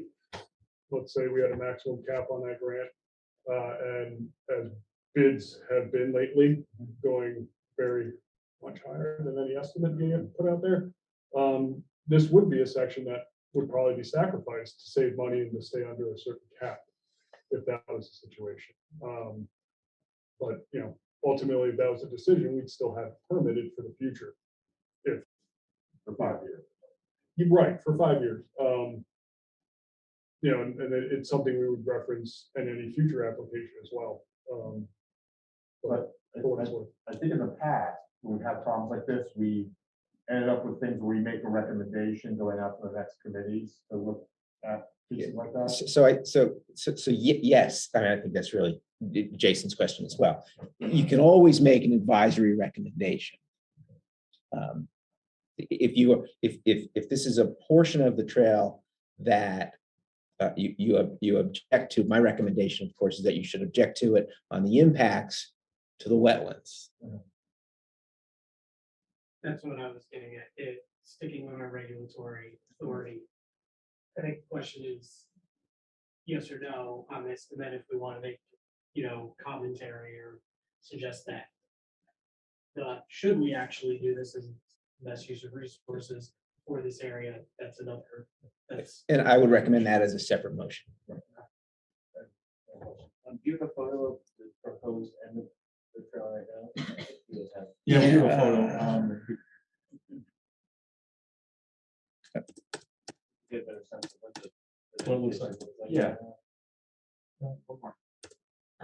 So for the record, Matt Sanford again. So this is the end of turnaround here, you have a couple eastern red cedars located here. And then it's mostly, I guess the field is probably mowed once a year. And so it's dry upland soils and dry species. But this would be kind of where the turnaround would be, would just be right in there. It wouldn't go past those cedars. That's exactly that. So it is open. I don't sense too much disagreement about this being acceptable from the wetlands impact perspective. Am I reading the room correctly on that? So I'm not sure I'm there. I don't think I've heard a rationale that this is going to be a net positive or a net negative. I just don't think it's been asked quite that way. And so my recommendation, I don't think it's a tremendously big negative. You know, so I would say it's not a significant negative, but it would be nice if there was a way, and maybe it's not, but it'd be nice if there was a way to completely address that. Is this a net positive or negative in that area? We've heard one perspective that it's a net negative. And you know, it's obviously a perspective, there's some different, you know, I'm not sure you can say it, you know, absolutely. But I'm waiting to hear somebody say, this is going to help us. It's like the stabilization of the water access, which I think we have kind of heard that that's going to be a net positive. So the way that I would have to review, again, Matt Sanford for the record, the way that I would have to address something, a question of that would be, what are my how can I put a trail extension from the Curtis driveway past this area? That's my first question. And then I have to look at, well, how many means and methods are there to do that? And what's the least damaging practical alternative other than no action? So when I look at this particular spot, and because of the grading, the grades there, and you can see there's a very narrow grass shelf that immediately drops straight down into the forested floodplain. So one of your alternative options, in order to get a trail through here, a 10-foot wide trail, would be to basically fill with natural material. I mean, bringing in clean fill and doing what we're doing closer. I think somebody had the question of how are you doing the slope past it, right? So it's something very similar. We come in and fill part of the wetland in order to get the trail through here, which to me would be more of a negative on the wetland, because now we're cutting the trees down in the wetland. We're filling the vegetation that's there. We're filling wetland soils. And so that's one alternative in order to get a trail through this section. We can't narrow the road. The road is what it is based on DOT standards. So the only other alternative to get from point A, from the driveway past this wetland, would be a boardwalk system. A boardwalk system that is outside the wetland. So the boardwalk is actually constructed in an upland, only because we've got that steep slope. So we cantilever in over that upland area. So I mean, that's the way. If you were trying to understand how do I get from point A to point B, those are the two options that you have, other than no action. So the boardwalk protects the wetland more than doing a natural grade fill, put a paved path on that location. So that's the only why I can explain to you how I would look at that from a wetland impact perspective. Sorry, hand raised from the audience. Yeah, Richard Waters, just to be clear, the way they've proposed doing it, if you're gonna do it, you're not gonna do that. I mean, that's my layman's opinion, okay? So I'm with you. I would rather not see it filled. My point was that when you put a trail that goes out to there with a turnaround, it's not taking people anywhere. The trail, having a trail in and of itself that doesn't provide public benefit and does provide some impact to the wetlands is a net negative. And what ends up happening, much like the access point, the informal access point that we talked about earlier, if you put a turnaround at the end of the trail in the middle of the woods that's close to wetlands, and it's not yet to the oxbow, but the pond that feeds into the oxbow is within 100 feet of where the turnaround would be, people are gonna wanna drop down to it. You're gonna have more erosion or just at least more paths into that area, and it's just, that's the disruption. So and just to be painfully clear, I am not opposed to a trail to Terriffill, because we don't know what it would look like or how it would be done. My only point is that no impact is better than some impact. And if some impact isn't leading to any immediate public good, then why do it? And I understand that the challenges of your, what you guys have is your remit. So, but I'll just leave, I hope that clarified. Yes, I think from my perspective on this again, was I think that next trail is gonna be very complicated. And so therefore, you may not end up using this section for a long time. It'll be exactly a section to nowhere. And I haven't heard that if by putting it in, it's gonna help the current, the current wetlands up in the review area, which would be the reason to approve it.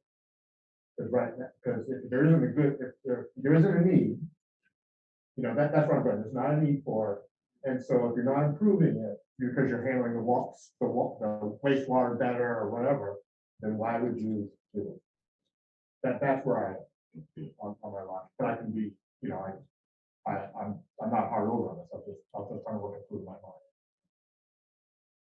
I can see the potential benefit of, that's a particularly litter prone area, having a path there. Mhm. People are more likely to pick it up. I can see, I mean, Right. whether or not that happens, I don't know.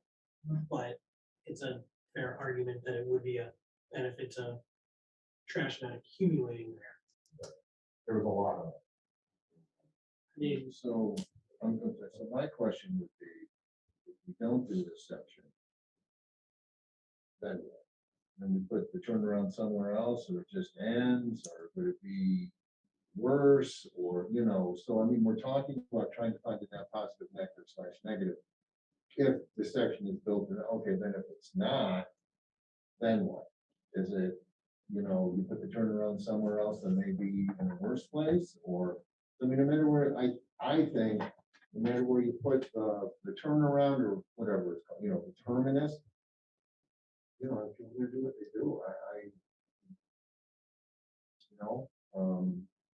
I mean, I've walked trails and they're fairly well kept, and I would agree that, the people that tend to walk trails, bike trails tend to take more of a sort of an activist interest in keeping the trail looking good and picked up. But now we're talking about, we don't want this section, then what? So we put the turnaround somewhere else. Is that gonna be worse? The natural place to go would be at the drive. Correct. So now you have a terminus of the trail. It would be cul-de-sac again. We saw it a lot with some of the trails where they built in sections, they ended in the cul-de-sac until the next section was built. Cul-de-sac would probably go right before the driveway. Then you'd have trail users basically turning around right at the driveway where cars coming in and out. It would be, of course, separated somewhat. As opposed to this condition where you have people crossing the driveway and turning around where there's somewhat of an open grove of trees, which is kind of a destination of itself. So that's certainly an alternative. So it's done that you wouldn't want to, so that actually does throw the plans kind of into a little bit of work. You wouldn't want to have something with a trail end and stuff doesn't connect to the driveway, or people get in the parking lot. You have to think about that a lot more. Right. Is there any fencing around that turnaround? So no, that was the other option, the other question, the other thing. So, I mean, there is an opportunity if access from the turnaround into the adjacent wetlands, maybe a future issue, you can certainly put a split rail fence, starting from the boardwalk and extending it around the turnaround, and obviously tying it in somehow back around into the trail. I mean, that would certainly, children can still go through the split rail fence, et cetera, and gain access, but that would kind of preclude people from wanting to would have a barrier at least. keeping people on the actual turnaround. They area. have to really try. They do, yeah, they don't jump over it. in order to do it. But access to this area is still pretty easy from anyone on that side. It It's is. not- Yeah. no, Right. that's all Right. There's not preventing access for the same area from. Sorry. Correct. And there's a soccer field there that gets mowed and fertilized. You know, I mean, that's certainly not good. No. You know, I mean, you know, I go by there and there's just constant mowing, and lights are there now and fertilized. You know, I mean, that's certainly not good. You know, so I get what we're saying about this, but, you know, I think that area is unfortunately been disturbed. You know, what is the negative impact of this? I mean, I think we need to, you know, I don't want to get into any mission creep. It's not our job to say, oh, the town should use their funds more efficiently to do this or that. It's our job to say, is this trail, the way it's proposed, going to cause, you know, major detriment to, you know, the wetlands? I mean, unfortunately, the area's been disturbed already. I mean, there's 315 there. People throw their trash out of their car. And there's soccer fields there with lights and lawnmowers and leaf blowers and fertilizer. And the salt from the road. And it's off on the road and the road's there and, you know, so.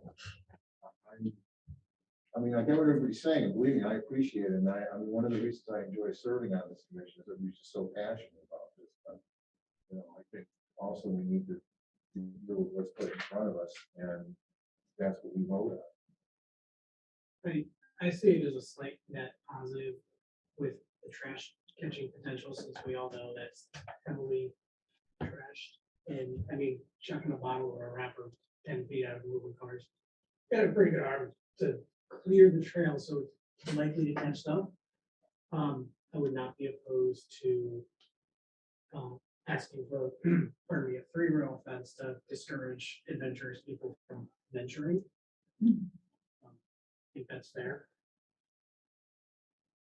I'll get to that. Google now, but now, they make that as a recommendation to think about. Yeah. But, okay, so are we thinking that there's a motion to approve this at sort of, I think what we're gonna approve it as is, and then make any other recommendation motion? A second motion to go to the committee to review, is that right? Where we are? Mr. Chairman, I'd make sure that you do a couple of things. The first thing is that you need to make a decision on closing the public hearing. Remember, when you close the public hearing, no one else can speak. You can't ask the applicant for any additional information. You can't take any new testimony. You can ask me questions about process. That's it. So you just need to make sure that you're satisfied with what you've heard tonight, and you're ready to deliberate amongst yourselves on a motion to approve or to do whatever you're going to do. So the first would be to get a motion to close the public hearing. Everyone satisfied?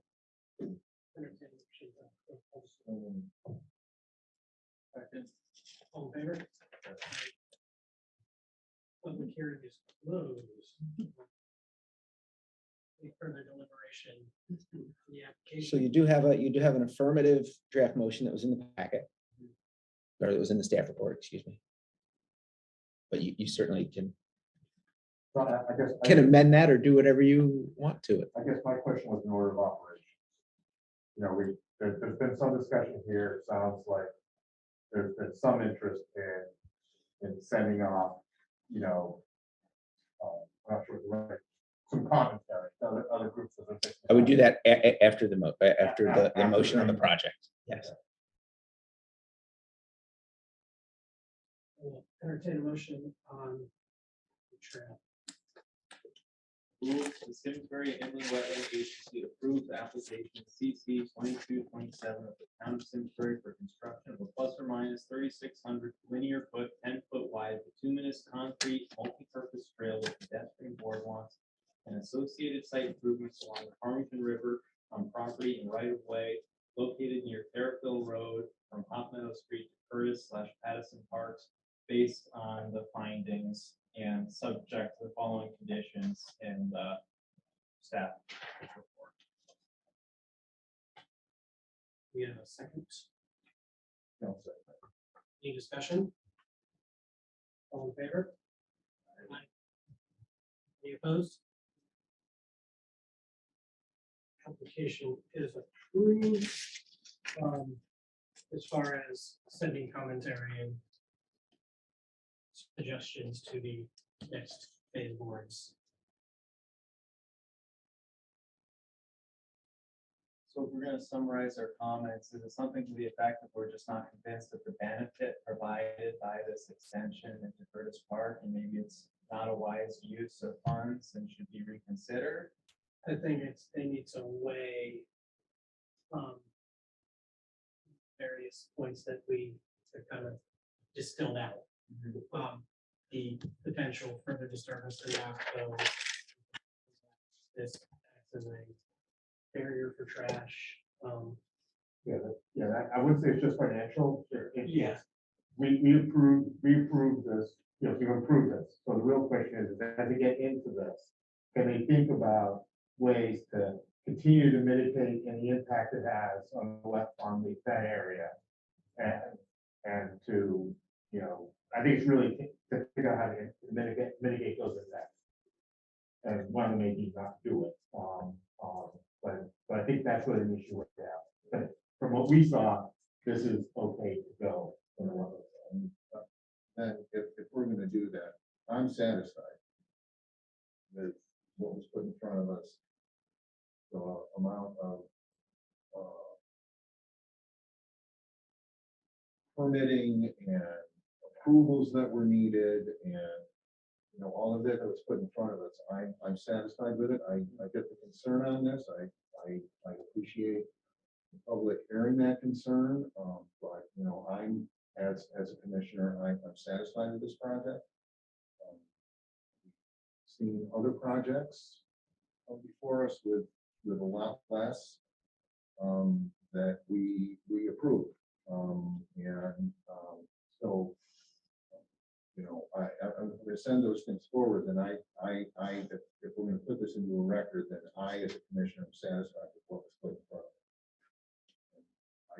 of me. Obviously, anytime you pay the due, there's a concern, but I think the amount of bureaucracy and federal government, state government, all of the permitting, all of the approvals that were needed, that was yeoman's work, and I'm satisfied with what's put in front. I can't predict the future. I don't know what's going to happen. I know we've been talking about a bike trail to Terrafield forever. I will deal with that when it's put in front of me. But right now, what was put in front of me, for me, was satisfactory. So I'm just going to go on the record. So, Yeah, piggyback on that as well. I think the access, the concerns about access, I think are even to that spot. To concern me. And if somebody wants to go explore from that side, then concerns about it, I think people like to explore as well. So I think that's, as long as they're not degrading any part of that, like anyone else around the river, I think it would be fine. Do we need a motion to send commentary? I'm not, from my ears, I'm not sure it's coalesced, but you do, if that's what you want to do. It would be coalesce the commentary we want to send and. So. I think we can forgo that. I'll say that I was satisfied with the material presented. I don't see any deficit in the material presented, but I don't think it answered that one key question, which is by adding this thing, what's the net benefit or not, and that may not be possible. So I guess my concern, or the only reason adding a commentary is as people do it later on in the chain that they think about that. That'd be the only reason they issue a commentary from my perspective. So it's not that I'm not satisfied with what I've seen. I just don't think that question was answered, but it's not, that's not important enough to stop this. And that's where I think we got to it. So I'm happy to let it lie if I'm the only outlier. Yeah, the only thing I would say that might be helpful to that is, the the town wants to be transparent. It wants to have continuous conversation. I certainly think Adam and his team are more than happy to continue discussion about the benefits.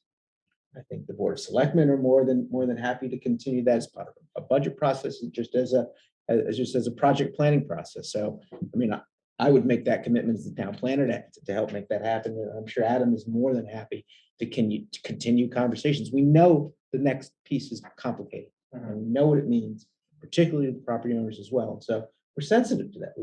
I'm sensitive. I'm sure Adam and his team are sensitive.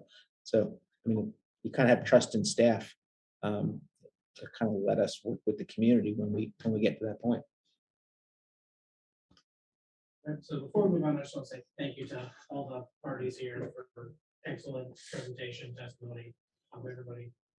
Seriously, this is one of the best presented applications we've seen. So I appreciate that.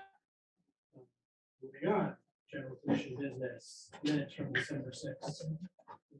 2. Anybody have any revisions?